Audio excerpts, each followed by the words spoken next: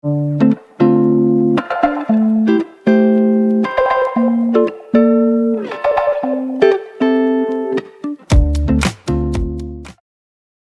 Hi guys, welcome to our channel mathematics zone solution of final mathematics.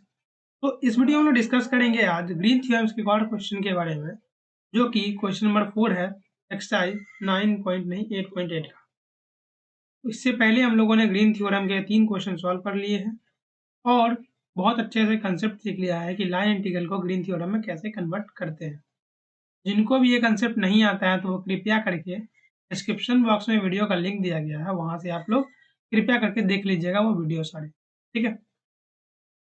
और भी किसी को कोई दिक्कत है तो टेलीग्राम ग्रुप ज्वाइन करके हमसे बात कर सकते हैं वहाँ पर, और डिस्कस भी कर सकते हैं, और कमेंट सेक्शन तो है ही आपको अपने जज्बातों को व्यक्त करने के लिए, ठीक।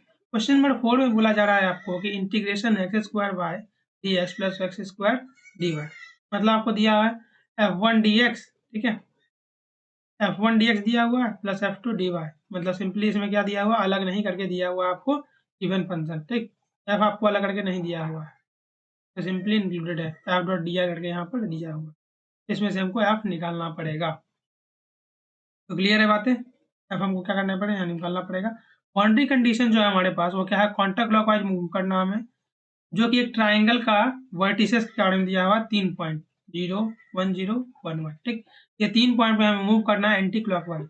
बताइए एंटी क्लॉकवाइज कैसा होता है, ऐसा होता है या ऐसा होता है एंटी क्लॉकवाइज, बताइए। फर्स्ट वाला होगा या सेकंड वाला एंटी क्लॉकवाइज होगा, जानते ही होंगे। फर्स्ट वाला ही क्या है, एंटी क्लॉकवाइज, कैसे हमें मूव करना है देखेंगे। जनरली हम लोग एंटी क्लॉकवाइज मूव कर दिया है, एंटी क्लॉकवाइज मूव करके सॉल्व करेंगे। तो एक नोटिफिकेशन है, पीडीएफ से डायग्राम ग्रुप ज्वाइन कर लीजिएगा, और जिनको दिक्कत है तो, जिनको भी नहीं मिल रहा है तो ये स्कैन कर लीजिएगा, स्क्रीनशॉट लेकर रख लीजिए, स्कैन किया तो हमारा टेलीग्राम ग्रुप मिल जाएगा, ठीक। और वीडियो चाहिए तो इस लिंक पर यूट्यूब पर @ हरीश सर्च कीजिएगा, मिल जाएगा। क्लियर है बात, शुरू करते हैं क्वेश्चन के साथ बिना किसी देरी के। सबसे पहले आज हम लोग समझेंगे कि कौन सा बेसिक स्टेप्स हैं कि हमें कोई भी ग्रीन थ्योरम का क्वेश्चन आसानी से सॉल्व हो जाए। जिनको भी बोरियत फील हो रही हो वो कृपया करके चैप्टर दिए हुए हैं, आप अपना देख सकते हैं चैप्टर्स में कहाँ कहाँ क्या क्या है, वहाँ से आप लोग समझ लीजिएगा, ठीक। तो वेरीफाई थ्योरम करने के लिए, ग्रीन थ्योरम के लिए हम लोग को कुछ स्टेप्स फॉलो करना पड़ता है, ठीक है। या तो पहले हम लोग लाइन इंटीग्रल से निकालेंगे, ठीक है, लाइन इंटीग्रल निकालेंगे, या हम ग्रीन थ्योरम का हेल्प से लाइन इंटीग्रल को डबल इंटीग्रल में चेंज कर देंगे, ठीक है। या तो पहले आप लाइन इंटीग्रल से आंसर निकालिए या तो ग्रीन थ्योरम से आंसर निकालिए, ठीक। लेकिन यहाँ पर आपको बोला गया है कि verify green theorems for this, मतलब ग्रीन थ्योरम को वेरीफाई करने, मतलब आपको हमेशा लाइन इंटीग्रल निकालना है, ठीक। समझने की सुविधा के अनुसार, ठीक है, अगर आप बहुत अच्छे से आसानी से समझ पाए, आप सबसे पहले क्या करेंगे, हमेशा आप ग्रीन थ्योरम निकालेंगे, एग्जाम में नहीं अपने आप, ठीक। ग्रीन थ्योरम निकालिएगा तो आपको एक आंसर डेफिनेट मिल जाएगा, ताकि आप उस आंसर को लाइन इंटीग्रल से अप्रोच कर सको, ठीक है। या तो आप रफ पेज में कर लो, ठीक है, ग्रीन ग्रीन थ्योरम से कितना आंसर आ रहा है, या तो आप फेयर कॉपी में ही कर सकते हो, कोई दिक्कत नहीं है। लेकिन अगर आपका क्वेश्चन ही एग्जाम में आता है तो आपको बेसिकली करना क्या, सबसे पहले लाइन इंटीग्रल फॉलो करना है, सेकेंडली आपको ग्रीन थ्योरम से निकालना है। ये बात हमेशा आप ध्यान में रखेंगे, ठीक है, एकदम ध्यान में रखना है ताकि आपका नंबर कटे ना। क्लियर है बात, बढ़ते हैं कुछ स्टेप्स की ओर जिससे हम हर क्वेश्चन को आसानी से सॉल्व कर पाए, ठीक। सबसे पहले मैंने क्या बोला, ग्रीन थ्योरम से सॉल्व कीजिएगा आप लोग, ठीक। लेकिन ये जनरल रिकमेंडेशन किसके लिए, एग्जाम के पेपर के लिए। सबसे पहले आप ग्राफ ड्रॉ कीजिए गिवन कंडीशन का, बाउंड्री कंडीशन जो आपका दिया हुआ है उसका सबसे पहले आप ग्राफ ड्रॉ कीजिए, ठीक है। जैसे ये दिया हुआ, ये दिया हुआ, ये दिया हुआ, ये तो पॉइंट दिया हुआ है, लेकिन डिस्क्राइब क्या किया हुआ है, ये पॉइंट जो है ये रेक्टेंगल का क्या है, ट्राइंगल का क्या है, वर्टिसेस है, मतलब ट्राइंगल ऐसा कुछ होने वाला है, ठीक। वो देख लेंगे क्या होगा, ट्राइंगल कुछ ऐसा होने वाला है। फिर सिंपली क्या करना है, हर ट्राइंगल में एंटी क्लॉकवाइज मूव करते हुए, हर लाइन पर एंटी क्लॉकवाइज मूव करते हुए हमें लाइन इंटीग्रल निकालना है। फिर ग्रीन थ्योरम की मदद से यहाँ पर हमें उसको प्रूफ करना है। ये है आपका एग्जाम के पॉइंट ऑफ व्यू से कुछ स्टेप जो आपको फॉलो करने चाहिए। लेकिन मेरी सजेशन ये है आपको कि अगर आपको ग्रीन थ्योरम के कोई भी क्वेश्चन करने हैं, सबसे पहले आप ग्रीन थ्योरम से ही उसका आंसर निकाल लीजिए, ताकि आपके माइंड में एक चीज फिट रहे कि हमको ये आंसर लाइन इंटीग्रल से भी निकालना है और आसानी पड़ेगा उससे निकालने में। ये मेरी सजेशन है क्योंकि मैंने इसको फॉलो किया है और नंबर भी लाया है, ठीक। कृपया इस सजेशन को मानिएगा तो आपको बहुत बढ़िया होगा, नहीं तो लाइन इंटीग्रल से कुछ सम हो सकता है आप फंस जाएंगे।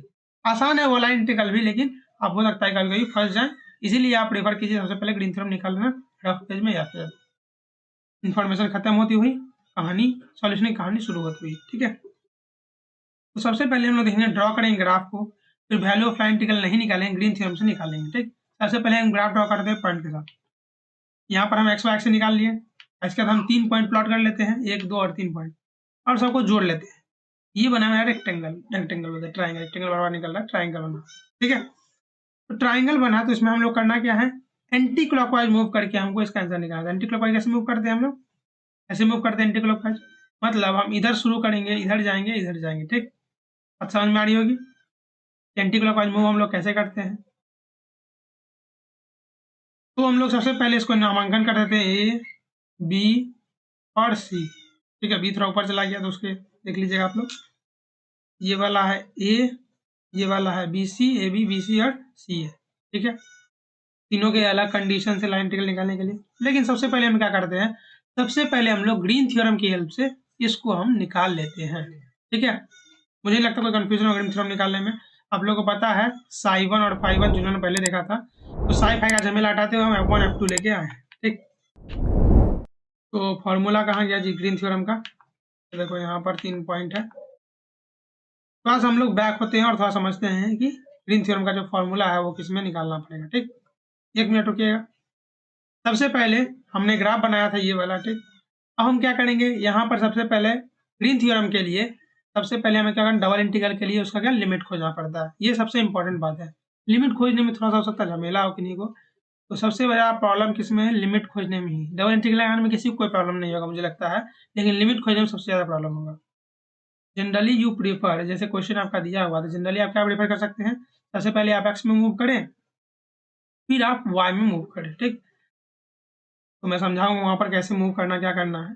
जनरली आप सबसे पहले क्या कीजिए, एक्स में मूव कीजिए, फिर वाई में मूव कीजिए। आपकी जैसी इच्छा, आप पहले वाई में मूव कर सकते हैं, फिर एक्स में मूव कीजिएगा। तो इसके लिए, इसके रिलेटेड मैंने पहले क्वेश्चन में बहुत ही अच्छे से समझाया है कि डबल इंटीग्रल को कैसे सेट करना है। कृपया जाके पहला वीडियो देखिएगा ताकि आप डबल इंटीग्रल अच्छे से सेट कर। ठीक है, जिनको भी बोरियत फील हो 1.5x में शिफ्ट कर लीजिएगा। ठीक, तो यहाँ देख सकते हैं आप लोग कि मैंने यहाँ पर ग्राफ बना दिया है, ग्राफ बना हुआ ही, बनाया नहीं है, बना हुआ ग्राफ। और सबसे पहले हम लोग क्या करेंगे, अराउंड एक्स मूव करेंगे। ठीक है, सबसे पहले एक्स एक्सिस के अराउंड मूव करेंगे। तो हम लोग क्या जानते हैं, सबसे पहले लेफ्ट से राइट जाते हैं, कि आप हमेशा जो ग्राफ ड्रॉ करते हैं पॉजिटिव एक्सिस की तरह रहता है, इस तरह रहता है। ठीक, हमेशा हम लोग क्या करते हैं, लेफ्ट से राइट जाते हैं। तो यहाँ भी हमको क्या करना है, लेफ्ट से राइट जाना है। तो ये जो हमारा इक्वेशन है y = x के बराबर है, ये है क्या, x = 1 के बराबर है ना, x = 1, ये है y = 0 के बराबर। That is clear. अब हम लोग जो मूव करेंगे वो कहाँ से कहाँ मूव करेंगे, इस ये जो क्यूब है, मान लो एक क्यूब छोटा पार्ट है इसका डबल इंटीग्रल निकालने का, तो इस क्यूब को हम लोग जो मूव करवाएंगे वो कहाँ, यहाँ से लेके यहाँ तक मूव कराएंगे। तो रास्ते में जो भी चीज टच होगा, जो भी लाइन टच होगा, उसका इक्वेशन हम लोग लिखना पड़ेगा। ठीक है, अगर हम लोग x पहले मूव कर रहे हैं तो हमारा x का पहला कोऑर्डिनेट क्या हो जाएगा, x = y। ठीक है, फिर क्या होगा हमारे पास, x = y, लास्ट में कहाँ रुक रहा है जाके, ये है x = 1 पर, x = 1, अगर हम पहले x कोऑर्डिनेट मूव कर दें। सेकेंडली x कोऑर्डिनेट अगर हमारा हो गया तो y कोऑर्डिनेट में क्या हो जाएगा, 0 से लेके 1। वो क्यों बोला सर, अगर हम लोगों ने इस लाइन से लेके इस लाइन तक मूव कर लिया है तो हमारा x का वैल्यू सब तो निकल गया है। ठीक, बेसिकली जो बचा क्या है, अब y की वैल्यू बची है, y की वैल्यू क्या है, 0 से लेके 1 के बीच में है। इसमें देखो यहाँ से यहाँ 0 है और यहाँ क्या है, 1 है। 1 मिनट रुकना, यहाँ पर है 0 और यहाँ पर है क्या आपका 1, तो 0 से 1 के बीच में आपकी y की वैल्यू है। ये हो गया आपका लाइन इंटीग्रल का, लाइन इंटीग्रल का लिमिट जो हो गया सेट हो गया, लाइन इंटीग्रल नहीं, डबल इंटीग्रल का लिमिट सेट हो गया। ठीक, इसमें मुझे लगता है किसी को कोई दिक्कत आ रही होगी, कोई प्रॉब्लम है तो पहला क्वेश्चन मूव कर जाइएगा। ठीक, तो बढ़ते हैं हम लोग आगे और देखते हैं कि क्या क्या हमारे पास और स्टेप्स बचे हुए। ठीक है, तो जैसे मैंने बताया कि y = x और y = 1, ये वाला पार्ट था, ये वाला पार्ट और ये वाला पार्ट। ठीक है, लिमिट ऑफ इंटीग्रेशन x का क्या हो जाएगा, x का हो जाएगा y से लेके कहाँ तक होगा, 1 तक होगा, और इसका क्या हो जाएगा, 0 से लेके 1 तक होगा। ठीक है, बाद में हम लोग देख लेंगे। अब आती है बात F1 और F2 की, जहाँ आपने फाई और साई में पढ़ा था, मैंने यहाँ क्या कर दिया, F1 F2 बना दिया। ठीक, ताकि आपको सिंपली नॉमिनेशन रहती, डिनोमिनेशन में आसान हो। ठीक, डिनोमिनेशन में बहुत ही आसान हो F1 और F2। ठीक, अगर F1 dx + F2 dy है तो आपको जो लाइन इंटीग्रल पर निकालना तो ये निकालना होगा। ठीक है, del F2/del x - del F1/del y और del x × del y, और हमने ये लिमिट सेट ही कर लिया तो आसानी से हमारा क्या हो जाएगा, सॉल्व हो ही जाएगा ये क्वेश्चन। ठीक है, बढ़ते हैं आगे। तो हमारे पास F1 क्या है, x² y, F2 क्या है, x²। तो del f two by del x क्या हो जाएगा, 2x हो जाएगा। Del f one by del x क्या हो जाएगा, डेल वाई क्या हो जाएगा, एक्स स्क्वायर हो जाएगा, क्योंकि हम जानते हैं कि क्या एक्स स्क्वायर यहाँ पर हो जाएगा हमारे पास कांस्टेंट टर्म हो जाएगा और y का डिफरेंशिएशन होता है 1। ठीक है, तो हमारे पास डेल एफ वन और del f two by del x, del f one by del y निकल चुका है। अब हम निकालेंगे क्या, अब हम निकालेंगे ग्रीन थ्योरम से इस पार्ट का वैल्यू। That is clear. तो देखो यहाँ पर हम लोगों ने ऐसे वैल्यू निकाला है। ठीक, आप लोग क्या कर सकते हैं, मैंने यहाँ पर थोड़ा सा हार्ड ले लिया है। ठीक, मैंने पहले एक्स ले लिया है, आप लोग सबसे पहले क्या करेंगे, वाई का वैल्यू शिफ्ट कर देंगे। ठीक है, वाई इक्वल टू एक्स होगा और वाई इक्वल टू क्या हो जाएगा, 0 को बराबर होना चाहिए। ठीक है, देख लेते हैं अभी वाई का लिमिट सेट कर लेंगे। मैंने वाई से सॉल्व किया था, यहाँ पर सबसे पहले वाई का लिमिट लिया था, y equal to this, y equal to this लिया था जब मैंने सॉल्व किया था। लेकिन हम सॉल्यूशन के लिए मैंने क्या किया, यहाँ पर एक्स इक्वल टू दिया, जो कि मैंने आपको थोड़ा देर पहले समझाया था। ठीक, यहाँ पर हमने एक्स से सॉल्व किया, आप वाई से सॉल्व करके देख लीजिएगा, बहुत इससे बहुत ज़्यादा आसान पड़ेगा आप। ठीक, तो वो एक होमवर्क टाइप का हो गया जो आसान वाला है। तो ये हो गया y इक्वल टू 0 से y इक्वल टू 1। अब इतना सॉल्व करना तो बच्चों का खेल है, आप लोग बच्चे से सॉल्व करते हैं और इंटीग्रेशन के अच्छे हो आप लोग, अच्छा होते हुए यही सब सॉल्व करना आपकी जिम्मेदारी है और आसानी से आप लोग सॉल्व भी कर लोगे। ठीक है, मैं डायरेक्टली स्टेप्स आगे बढ़ाता हूँ। निकलता है हमारे पास ये वाला पार्ट 2y/3।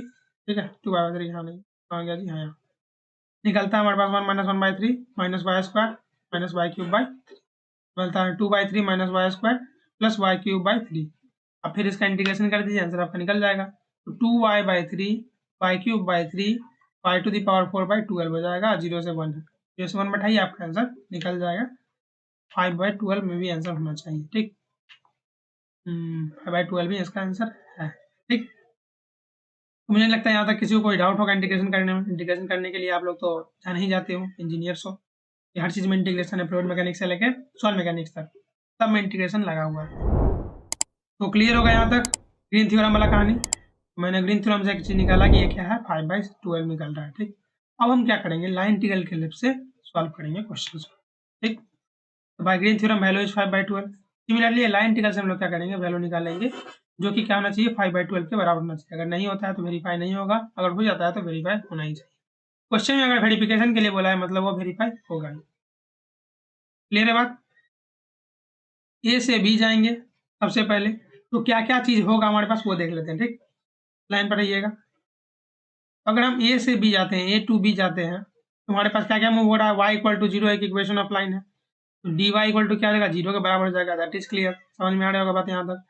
सिमिलरली यहाँ लिमिट ऑफ इंटीग्रेशन किसका चलेगा, एक्स का चलेगा, तो एक्स कहाँ से कहाँ चेंज हो, देखो एक्स का वैल्यू यहाँ 0 है, एक्स का वैल्यू यहाँ 1 है, तो लिमिट ऑफ इंटीग्रेशन क्या हो जाएगा, 0 to 1। क्लियर है बात हैं। along ए बी क्या है, y equal to 0 d y equal to 0 है, तो इंटीग्रेशन दिस इक्वल टू 0। मतलब देखो यहाँ पर y इक्वल टू 0 था तो ये वाला पार्ट भी 0 हो गया, और एक्स स्क्वायर डी वाई क्या था, डी वाई भी 0 था, तो ये एब्सोल्युटली क्या हो गया, ये 0 के बराबर हो गया ए बी के अलॉन्ग। ठीक है, ए बी के अलॉन्ग क्या हो गया, यहाँ 0 के बराबर हो गया। अब निकालते हैं हम लोग बी सी के अलॉन्ग, फिर निकालेंगे सी ए के अलॉन्ग। बी सी के अलॉन्ग निकालते ही हम लोग के पास सबसे पहले कंडीशन क्या क्या आता है, एक्स इक्वल टू 1 तो डी एक्स इक्वल टू 0, जो कि यहाँ पर डिनोटेड है। लेकिन लिमिट ऑफ इंटीग्रेशन क्या होगा, अब हम कहाँ मूव कर रहे हैं, वाई एक्सिस में मूव कर रहे हैं। ठीक है, कहाँ मूव कर रहे हैं, वाई एक्सिस में, नीचे जा रहे हैं, कहाँ ऊपर, ये बात हमेशा ध्यान रखिए, कहाँ जा रहे हैं, नीचे से ऊपर जा रहे हैं।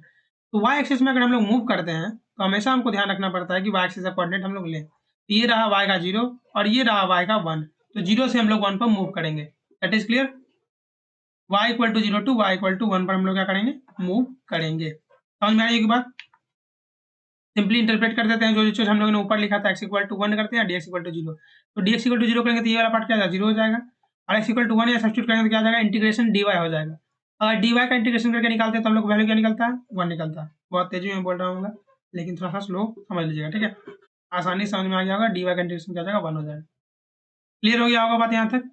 अब सिंपली क्या करेंगे, सी ए के अलॉन्ग मूव करेंगे। ठीक है, सी ए के अलॉन्ग मूव करेंगे, आंसर निकालेंगे। तो हम लोग बी सी के अलॉन्ग मूव किया, आंसर क्या निकला, 1। इसके अलॉन्ग क्या था, 0 था। ठीक, हम क्या करेंगे, सी ए के अलॉन्ग मूव करेंगे, यहाँ पर लिमिट ऑफ इंटीग्रेशन कुछ अलग होगा तो वो हम लोग देख लेते हैं। अब बताइए सी ए के अलॉन्ग हमारे पास क्या इक्वेशन है, y इक्वल टू एक्स, तो इसका मतलब अगर हम डिफरेंशिएट करते हैं with respect to y with respect to x तो क्या होता है, d x by d y equal to d x के बराबर होता है।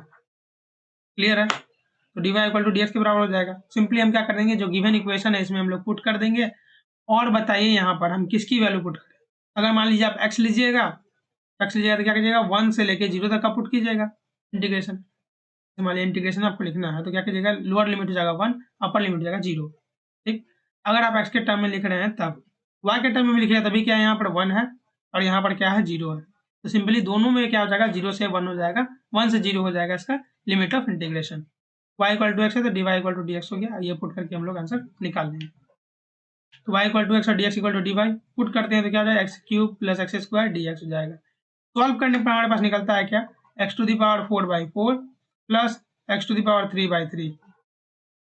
0 से 1 के बीच में है, ज़्यादा दिमाग लगाना नहीं है यहाँ पर, और 0 से 1 नहीं है, यहाँ पर क्या था 1 से 0 था, तो हम लोग एक डेफिनेट इंटीग्रल का प्रॉपर्टी यूज करके हम लोगों ने क्या लिख लिया, नेगेटिव ऑफ 1 0 to 1। जैसा कि हम लोग जानते हैं कि a to b F x D x आपका दिया हुआ है, अगर आपको इसका इंटीग्रेशन में, अगर आपको इसका लिमिट चेंज करना है तो क्या कर सकते हैं, b से a कर सकते हैं उल्टा करके बाहर में, लेकिन माइनस साइन लग जाएगा, तो वही सिमिलर कंसेप्ट लगा के यहाँ पर क्या होगा, माइनस होगी, माइनस बाहर हो जाएगा। सिंपली आप 1 इनपुट कीजिए तो 1/4 प्लस 1/3, बाहर में माइनस था तो निकला गया -7/12। दैट इज क्लियर, यहाँ पर निकल गया। तो आप लोग समझ गए होंगे कि 3 पार्ट में कैसे निकला है। अभी तक हमारे पास 3 पार्ट में निकला है आंसर। ठीक, अभी कंप्लीट नहीं हुआ है क्वेश्चन, तो इसलिए थोड़ा सा ध्यान से देखते रहिएगा।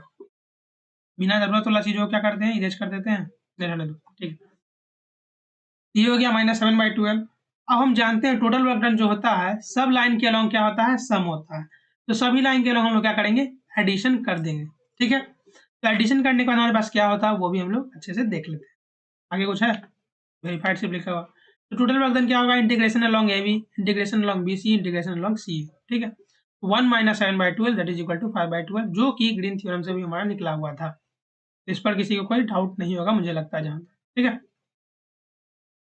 तो समझ में आ गया होगा यहाँ तक, मुझे नहीं लगता कोई डाउट होगा। अगर कोई डाउट हो या स्लो लग रहा हो तो आप कमेंट जरूर कर सकते हैं, कोई भी दिक्कत हो आप लोग कमेंट जरूर करना, मैं उस पर हो सकता है मैं उस पर ठीक करने की कोशिश जरूर करूँगा। ठीक है, तो अब तक आप लोग पढ़ते रहिए, आगे बढ़ते रहिए। बहुत बहुत धन्यवाद। और भी क्वेश्चन आते रहेंगे इस टाइप के, और अपने दोस्तों के साथ इस वीडियो को शेयर जरूर कीजिएगा। मिलते हैं नेक्स्ट वीडियो में, अंटिल देन कीप लर्निंग और आगे बढ़िए बहुत ज़्यादा। ठीक, थैंक यू।